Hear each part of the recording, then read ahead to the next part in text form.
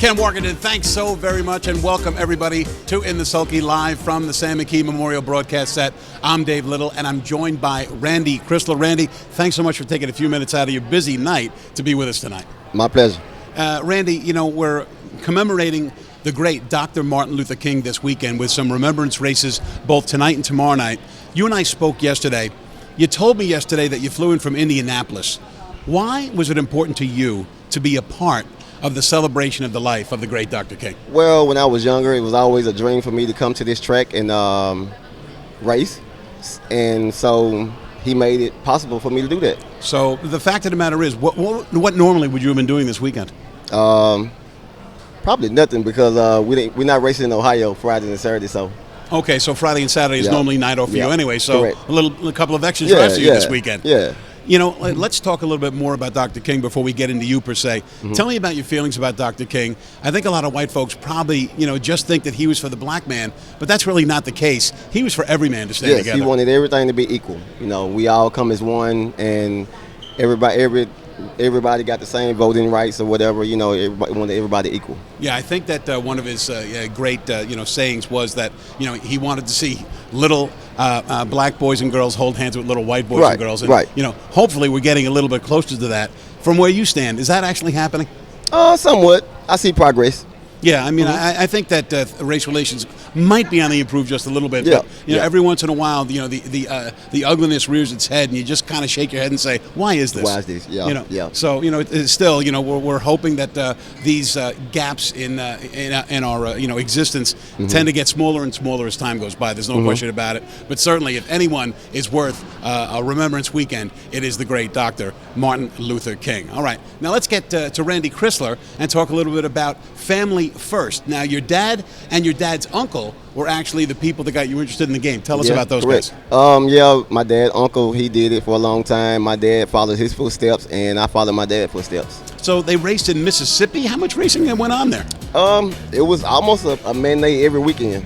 Right. Yeah, so we mostly raced every weekend and got our horses in shape to go to other states and race against other people, other trainers. Now, it's been about 20 years since your first driving win came. Mm-hmm. Since then, a lot more have come. Can you remember that first driving win? I can. Oh, really? Well, tell me about it. It was very exciting. My dad gave me precise instructions what to do. He drove, so he knew what was going to happen. And I did exactly what he wanted me to do, and I win the race. What exercise do you prefer? Do you prefer training of horses or driving of horses? When I was younger, I prefer driving. Now I prefer probably training, but I still like to drive. Well, I mean, like I said, you have quite a few wins, especially, not a lot of the African-American drivers get a lot of opportunity. Right. And, guys like you and Montreal Teague, do. And, right. Your lifetime stats, we're going to get into that as well right here. Something that I call Dandy Randy. Lifetime, you have 646 victories. Mm-hmm. And like some of the other African-American drivers, that's a lot more than a lot of those guys. Right. So, the opportunity has come your way. Why have you had more opportunity to drive horses than some of the other black drivers? I had trainers that believed in me. They seen that I can, get a horse to go pretty good, and I can put him in good spots, and they trusted me that I can do that. Now, I know that you were very excited. I spotted on the internet that you actually won a driver title at Lexington. Now, 646 wins is a pretty nice number, but it's not the type of number of someone who's actually been a leading driver at a meeting. Tell me about the Corbin meet at Lexington in 2021. Oh, man, it was exciting. I didn't go in to expect to win it, but I went in and the horses performed, great, and it was I was just winning, and I won the title. It was exciting. My first red mile title. Do you have some trainers who really said, "Hey, I got to get Randy to drive this horse"? Yeah, there's quite a few that says that. Yeah, once you got the hot hand, the trainers are gonna come get you and put you on their horses. Yeah, it really is more about opportunity than anything else. Exactly. So, what tracks do you race at for the most part? Because, I was aware of the name Randy Crisler, but I don't know per se, other than the Red Mile, what other tracks you drive at. Miami Valley, Hollywood Gaming Dayton, Hoosier Park, and Oak Grove, Kentucky, the Red Mile, Kentucky, and we're opening a new track, the Corbin, which is the Corbin meet. Well, they have their own track now, so we'll start there.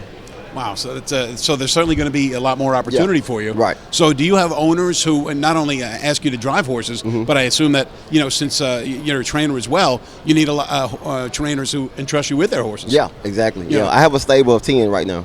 All right, so 10 horses in your stable. So, what's a good year in terms of your starts? We see that one season, last year, in fact, you had 237 starters, and 89 of them hit the board, 38%. Yeah. So the horses in the barn not only are in the barn, but they had to be pretty good as well. Yeah, last year was a good year for me, 2022. I'm very thankful for that. Now, you're going to be driving 3 times this weekend, and tomorrow night, your best chance of winning comes in the second race with Fox Valley Carlin. Now, Randy, he's my pick, so no pressure, all right? No pressure. But let's take a look at Fox Valley Corbin winning a couple of weeks ago, November the 18th, winning from off the pace. He sure looked good doing it. Looks like a nice horse, and he looks like he's in the right spot tomorrow night. It's coming from off the pace. Here you see him storming down the center of the track to get the win. So, what conclusions do you draw about a horse who looks this good? I drive him just like he win that race, off the pace.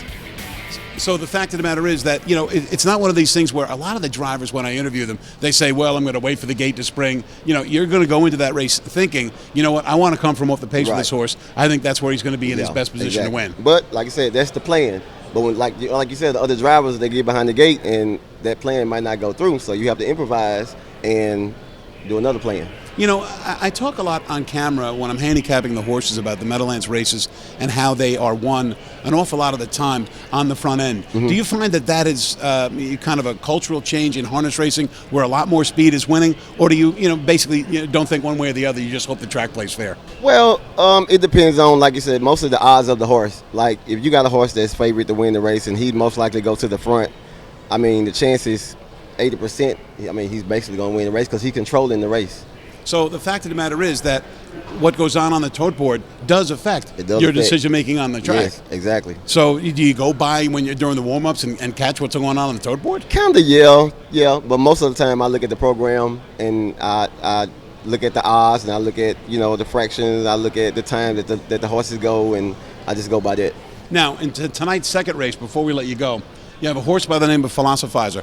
His current form, not that great, but it's not the strongest field. So, what's your thought process going into a race like that? Well, I've looked at some of his races. I've seen him come off the pace. I've seen him on the front end. This is one of those horses where I would just tell you, I'll know once I get behind the gate. Well, Randy Crisler, we really appreciate you spending a couple of minutes with us. Thanks so much for coming out to participate in Dr. Martin Luther King Remembrance Weekend. I know that it means a lot to the African-American community. 11 drivers are going to be on the track. You're going to be facing some of the regular Meadowlands drivers, Fox Valley Carlin. Is your thought process going to be any different facing some of the drivers who drive here with a lot of regularity? No. Just going to do what you do. Yeah, I drive with them at the Red Mile, so I don't have no fear. There'll be no intimidation of Randy Crisler. No intimidation. All right. Well, Randy, thanks once again for being with us. This has been In the Sulky. Randy, it's time for you to get busy. In about 60 seconds, Jessica Otten's going to jump in that chair where Randy is while he gets to work. We'll talk about this week's Trainer and Driver of the Week and also discuss tonight's featured action.